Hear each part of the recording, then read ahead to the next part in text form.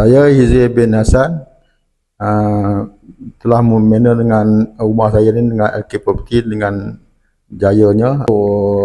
Sepanjang pembinaan rumah saya ni bersama kontraktor LK Property daripada Kelantan, alhamdulillah sepanjang pembinaan dia selama 2 bulan lah, dari bulan 8, awal bulan 8 sehingga hujung bulan 9, kira awal bulan 10 lah, 2 bulan lah saya ambil. Semenjak dia buat pembinaan ni, kontraktor LK Property, alhamdulillah saya rasa berpuas hati lah sepanjang pembinaan ni. Saya tengok pun semenjak siap sepenuhnya, alhamdulillah.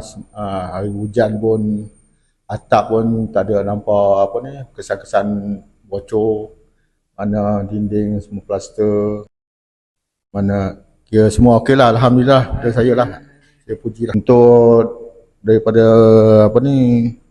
kawasan Arif Pahang lah, saya syorkan bolehlah ambil untuk pembinaan daripada LK Property dari Kelantan ni, mana saya berpuas hati dan saya syorkan kepada yang berkenaan ingin memohon membuat rumah dengan LK Property, saya syorkan buatlah dengan LK Property, yang terbaik LK Property.